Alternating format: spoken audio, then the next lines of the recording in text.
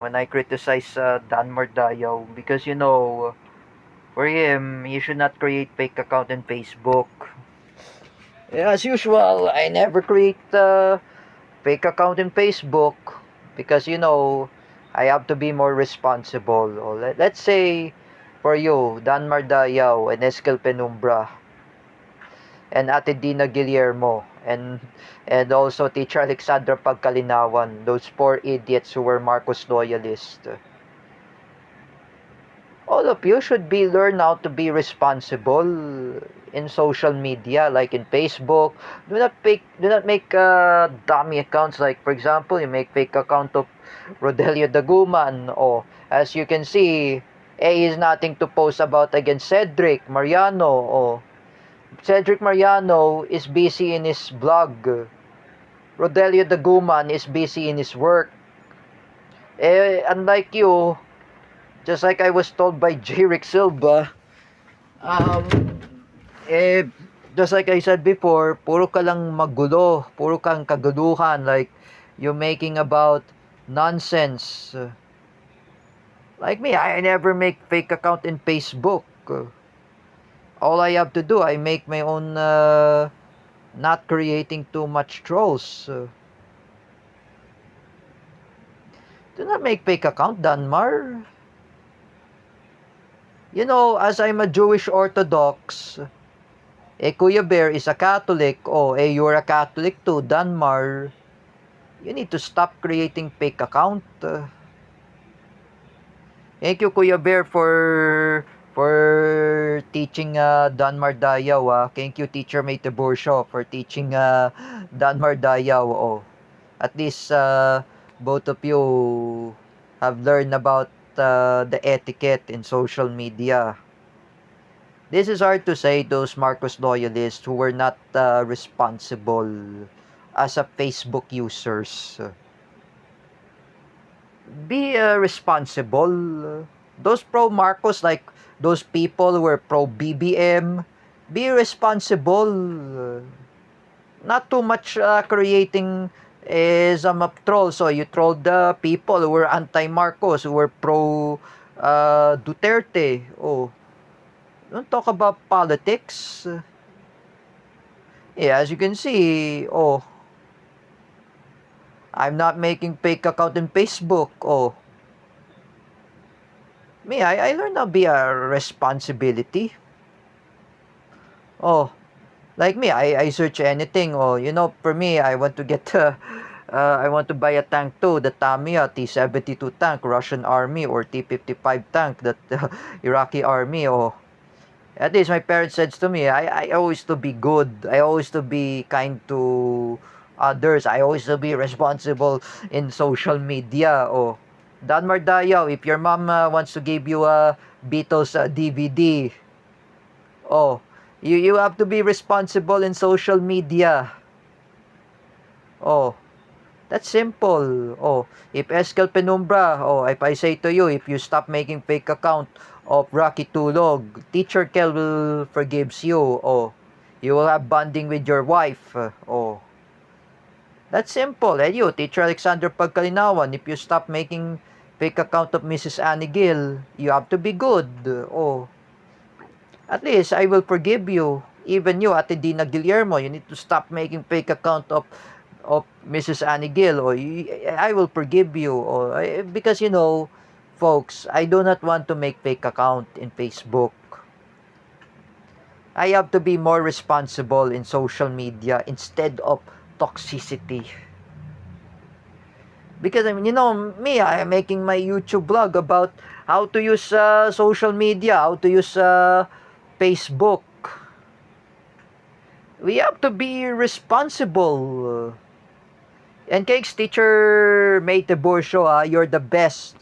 You're the best who teaching us that how to use social media. At least Teacher Mate Borsho is not really in my enemy list. She's my friend. She's my former teacher. You have to listen to Teacher May. All of you. Even Teacher Ruti Barrientos, all of you should listen. Do not make too much dummy accounts, trolls, or what, etc. We have to be responsible in social media, like in Facebook. As we have to be responsible, like all of us. Even, I know, Teacher Mate Tiburcio gave me a t-shirt anyway, way back Christmas party. Oh, we have to be responsible. Like me, I always to be responsible in Facebook. I never want to create a fake account of Teacher Vincent. I don't want to make fake account of Teacher Gio Malana. Or I don't want to message that the girlfriend of Teacher Vincent Ramos named Teacher Isa. And I don't want to message them. But for me, I have to be aware how to use social media. You know, I was told by Ate Rona and Kuya Ver, you have to be responsible how to use social media. But kay Ate Rona, if you're watching this in my YouTube video, I will be responsible in social media, in Facebook. Facebook is not a game, Danmar. You know, for me, look at everyone who were anti-Marcos. Oh, Ate Nenet is also anti-Marcos. So, even who among who were anti-Marcos? Oh, Bill Galang o Carlos Santos Fernandez is also anti-Marcos. He was being scammed by Bangag. Oh, because he was scammed. Nabudol na nga po si Carlos Santos Fernandez. If I were say to you, Danmar, tigilan mo na kasi pagpo-post mo ng Bongbong Marcos sa TikTok. You know what you're talking about. You love Bongbong Marcos. People are saying that President Bongbong Marcos is a bangag. He's bangag, Danmar. He's using drugs. If I were you, Danmar, what will be happen if there's a pickpocketing who were hold-upper? If you learn how to commute, paano ang cellphone mo? I say to you, Danmar, pag ninakaw, that will be happen to you. You know, for me, my dad is a pro-Duterte, ha? My friend Carlos Santos Fernandez is a pro-Duterte. Even Ate Nenet and even my friend Jens Manaid. Why Jens Manaid never go outside? Because he was afraid that he will steal his cell phone. Some of pickpocketing who wants to steal cell phone. Or also known as hold-uppers. Do you want to be happen to yourself, Danmar? Pag ninakaw mo ang cellphone mo, like I said, you know, you should not trust bangag. Danmar. Bongbong Marcos is bangag. He's a drug addict. Look at him. He's using cocaine. Those Marcos loyalists who were trolls, I'm ashamed to you. Why I call all of you are abnormal? Because you're creating trolls. Like Danmar. Danmar Dayaw. I say again, Ate Dina Guillermo, Teacher Alexandra Pagkalinawan, and Eskel Penumbra, and the other Marcos loyalists who were fake Filipinos. Do not create fake account in Facebook. You know that. That's why I remember I was told by Jude Goles, dapat maging responsibilidad kayo sa paggamit ng Facebook. That's why we have to be responsible. If we have to say responsible, then don't talk about politics. Like me, I never talk about politics at other people. Oh, I never talk politics. This is hard to say, folks. Do not talk about politics. Danmar, listen to your friend Roylan.